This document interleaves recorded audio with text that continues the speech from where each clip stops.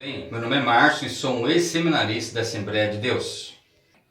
E nesse vídeo eu estarei explicando para você sobre duas passagens que falam sobre o sábado, ok? O quarto mandamento, e uma passagem que fala sobre a lei, que nesse caso vai ser Gálatas capítulo 2 e versículo 16. Essa outra passagem, a explicação dessa outra passagem está em um outro vídeo desse mesmo canal chamado Sinal de Deus, ok?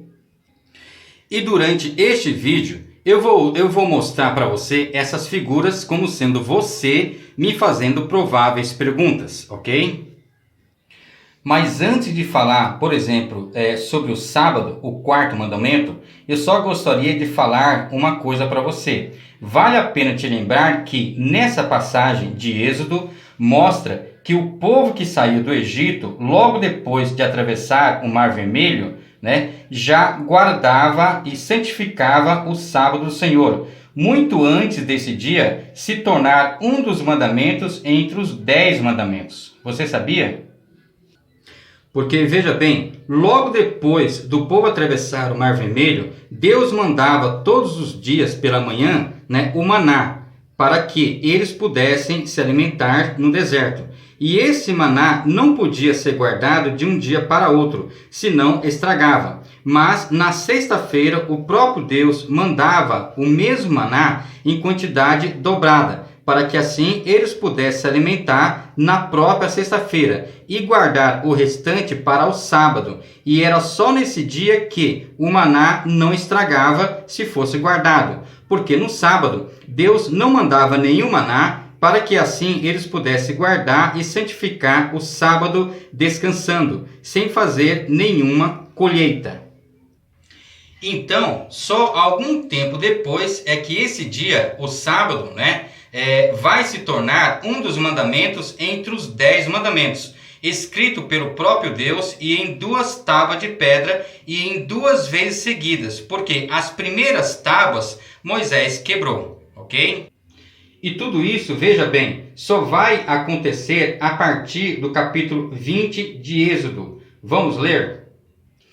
E aqui está escrito assim, na minha Bíblia está assim: lembra-te do dia do sábado para o santificar. A palavra santificar significa separar, ok? Então fica assim: lembra-te do dia do sábado para o separar, ok? Aí ele continua dizendo: 6 dias trabalharás e farás toda a tua obra.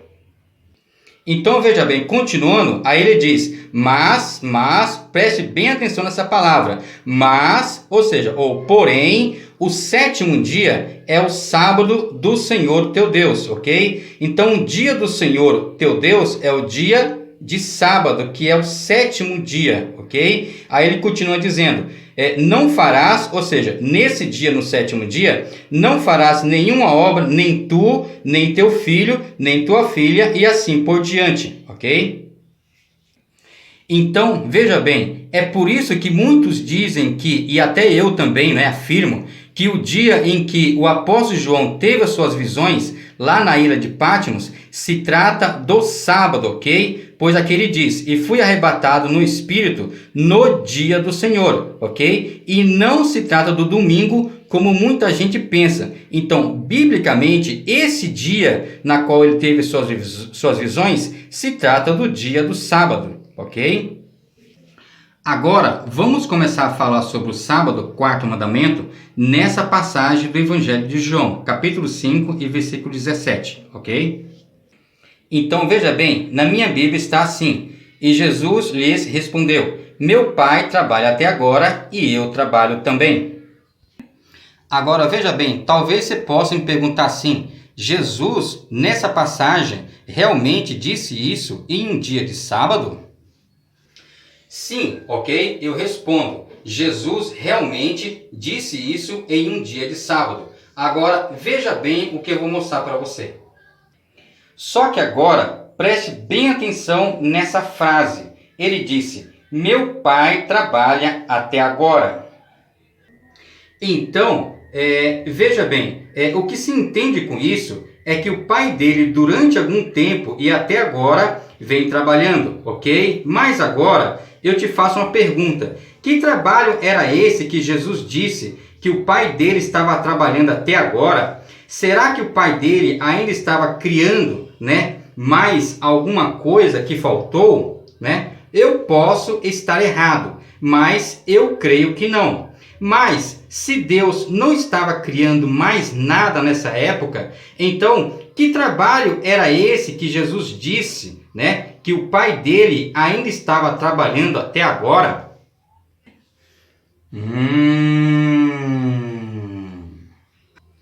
E é isso que vamos ver agora, ok? Lendo e examinando os versículos 19 e 20 dessa mesma passagem, ok? Vamos ler?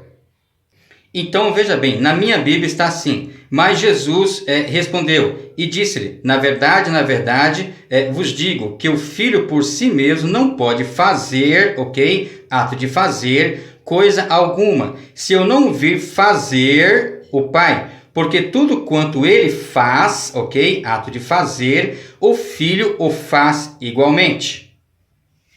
Então, veja bem, continuando, versículo 20. Porque o pai ama o filho e mostra-lhe tudo o que faz, ok? E ele lhe mostrará, ou seja, Deus, ele lhe mostrará maiores obras do que estas. Preste bem atenção nessa palavra. Maiores obras do que estas, para que vos maravilheis.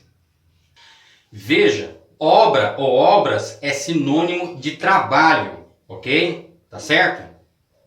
Agora veja bem, olha só o que ele fala aqui. Ele diz, maiores obras do que estas, ok? Maiores obras do que estas? Maiores obras do que estas quais?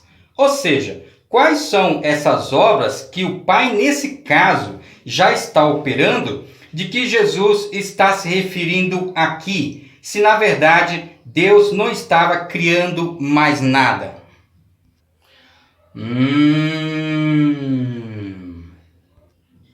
Então, veja bem, concluímos então que esse trabalho que Jesus está falando se trata do trabalho de quê? De expulsar os demônios, de curar os enfermos e de operar prodígios, milagres e sinais, pregando as boas novas junto com o Filho, que desde o princípio da humanidade, Deus vem operando também no processo de redenção. É por isso que então Jesus disse, o meu Pai trabalha até agora e eu trabalho também. E esse tipo de trabalho não quebranta o mandamento do sábado. Pelo contrário, aí é que faz com que ele seja realmente cumprido. Porque no dia de sábado é dia também de se fazer o bem, principalmente para aquelas pessoas necessitadas. Por isso, Jesus cumpriu o sábado do Senhor da mesma forma como foi instituída por Deus, e não da forma legalista implantada pelos fariseus, ok?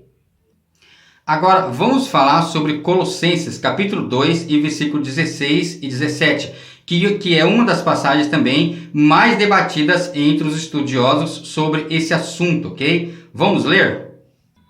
Então, veja bem, na minha Bíblia está assim, portanto, ninguém vos julgue pelo comer, ou pelo beber, ou por causa do dia de festa, ou da lua nova, ou dos sábados, ok? Que são sombras das coisas futuras. Preste bem atenção nessa palavra, nessa explicação do apóstolo Paulo. Ele diz que essas coisas, até os sábados, são sombra das coisas futuras. Mas o corpo é de Cristo, ok? Agora, veja bem, quando ele explica aqui, ok, que o corpo é de Cristo, nesse caso, ele está se referindo à igreja, ok? Agora, preste bem atenção numa coisa. O apóstolo Paulo explica aqui, ok, que estes sábados são sombra das coisas futuras. Nesse caso, o que se entende é que ele disse isso simbolicamente falando, se referindo à vinda, à vida, à morte e à ressurreição de Jesus, ou seja, de tudo que o Cristo iria realizar quando ele surgisse. Como, por exemplo, as festas cerimoniais dos judeus, ok? Que já simbolizavam tudo isso, ok? Só que tem um porém. Simbolicamente falando, o sábado do Senhor, por si só, que está entre os 10 mandamentos, nunca foi tido como sombra das coisas futuras ou dos bens futuros. Ou seja, o cumprimento desse mandamento, a guarda do sábado, não trazia nenhuma ilustração ou figuração a respeito do que o Messias iria realizar quando ele surgisse. Como, por exemplo, as festas cerimoniais dos judeus, que já traziam esse simbolismo. E também, entre as festas cerimoniais dos judeus, não existia nenhuma festa chamada de festa dos sábados, ok? Na verdade, todos os servos e servas do Senhor começavam a cumprir este mandamento, a guarda do sábado, no pôr do sol da sexta-feira, parando com seus afazeres, e findava no pôr do sol do outro dia. E essa prática de se guardar o sábado do Senhor nunca simbolizou nada a respeito das coisas que o Cristo iria realizar quando ele surgisse. É por isso que nem o sábado, ok, e nenhum outro mandamento que está entre os 10 mandamentos é tido ou foram tidos como sombra das coisas futuras. Na verdade, veja bem, o sábado estando entre os 10 mandamentos, simbolicamente falando, sempre foi tido como um espelho, ok? Esse é o principal simbolismo dos 10 mandamentos, para que pudéssemos olhar para eles, ok? Nesse espelho e saber onde nós estamos errando ou pecando diante de nosso Deus. Assim como uma pessoa, por exemplo, que precisa de um espelho para poder tirar alguma sujeira do próprio rosto, ok? Só que agora, de repente, você pode me perguntar assim: mas se o sábado do Senhor, que está entre os 10 mandamentos, nunca foi tido, ou não é tido como sombra das coisas futuras, então, que sábados são esses que o apóstolo Paulo explica aqui nessa passagem de Colossenses, dizendo que são sombra das coisas futuras junto com essas festas? E é isso que vamos ver agora, ok?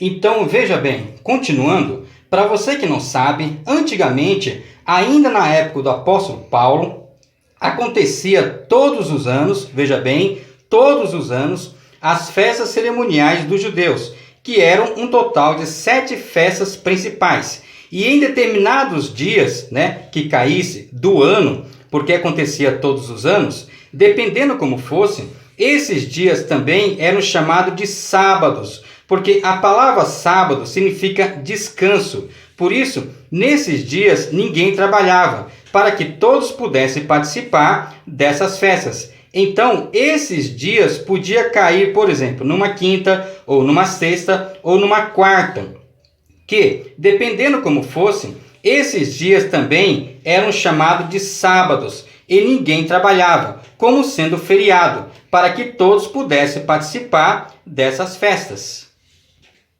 Mas todas essas coisas se cumpriram em Cristo Jesus, pois cada festa simbolizava as coisas que o Cristo iria realizar quando ele surgisse. É por isso que se diz que essas coisas eram sombra das coisas futuras.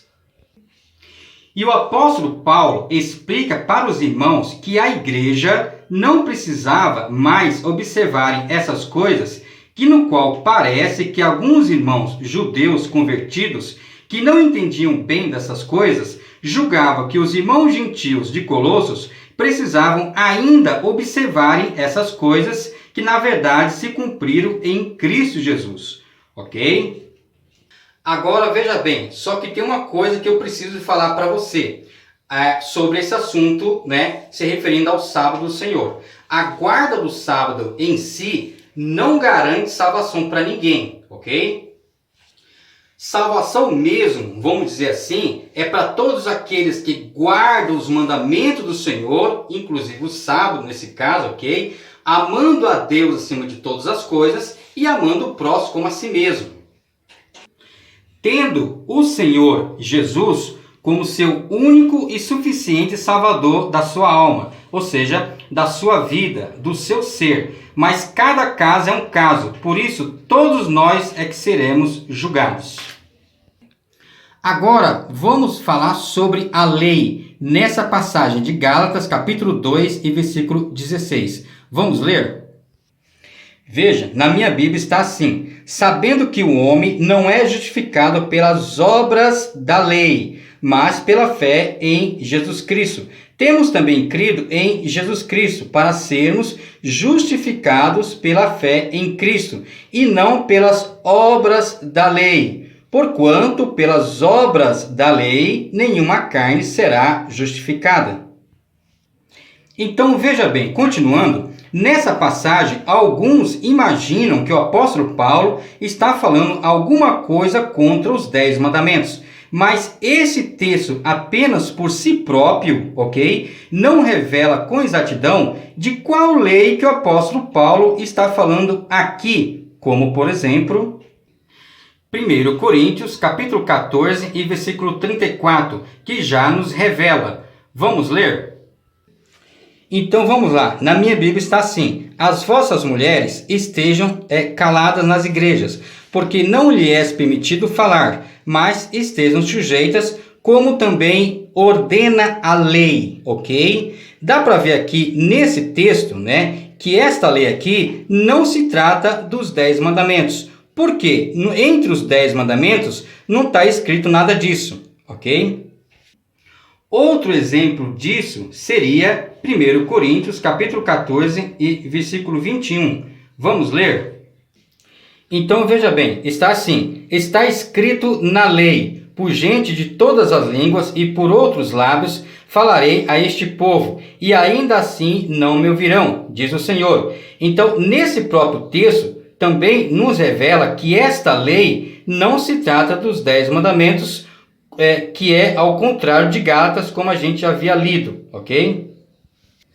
Outro exemplo disso seria Lucas capítulo 2 e versículo 23, que no qual, nessa passagem, a lei que está escrita nessa passagem, nos revela também que não se trata dos 10 mandamentos, ok? Vamos ler? Então veja bem, na minha Bíblia está assim: segundo o que está escrito na lei do Senhor, todo macho primogênito será consagrado ao Senhor, ok? Nessa passagem aqui também dá para ver que esta lei aqui não se trata da lei dos 10 mandamentos, ok? Agora veja bem, mas agora, de repente você pode estar me perguntando assim: bom, até aí tudo bem, mas no caso de Gálatas, como poderemos saber de qual lei que o apóstolo Paulo está falando?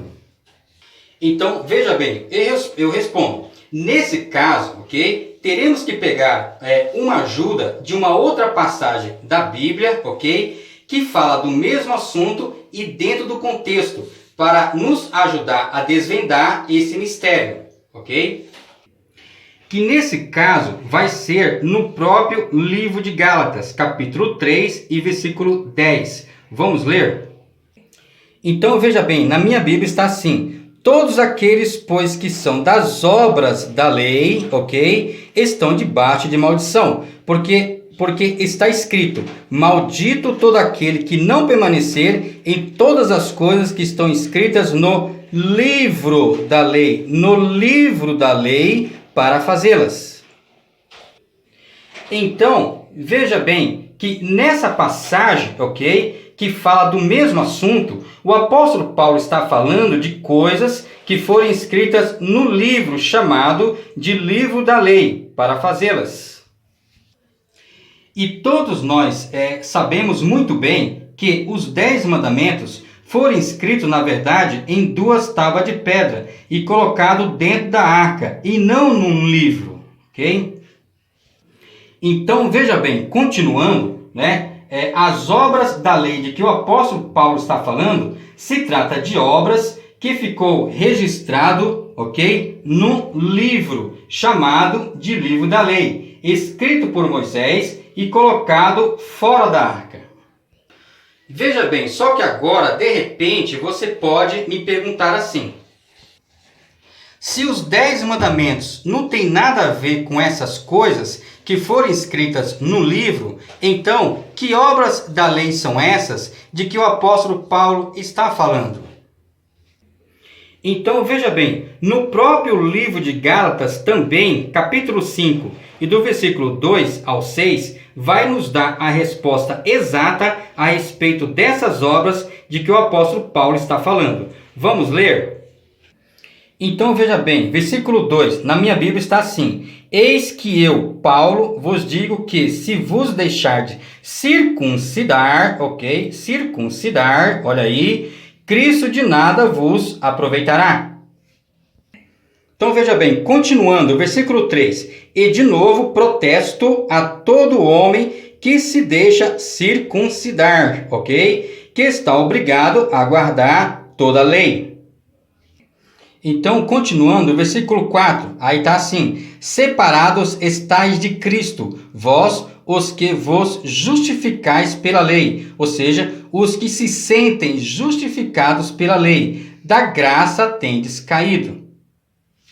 Então, continuando, veja bem, versículo 6, Gálatas, capítulo 5, versículo 6. O apóstolo Paulo agora, ele vai explicar. Ele diz: porque é uma explicação, ok? Porque junto significa uma explicação. Aí ele explica: porque em Jesus Cristo, olha só, nem a circuncisão, ok? E nem a incircuncisão tem valor algum, mas sim a fé que opera pelo amor.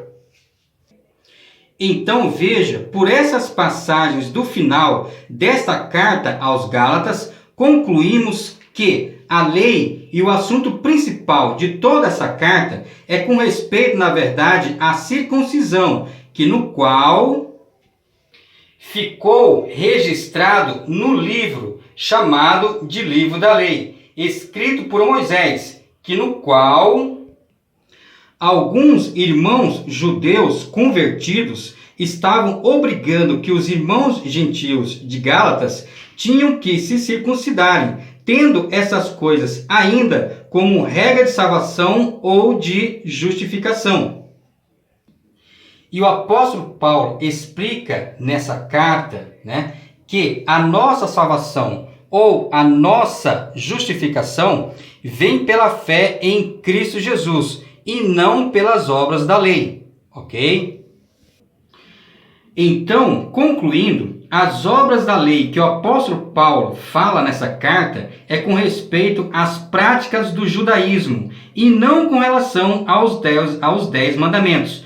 Porém, a minha resposta com relação à circuncisão é a mesma do apóstolo Paulo, que ele escreveu sobre isso em outra passagem. Vamos ler? Então veja bem, aqui diz assim: a circuncisão é nada e a incircuncisão nada é, mas sim a observância dos mandamentos de Deus. 1 Coríntios, capítulo 7 e versículo 19.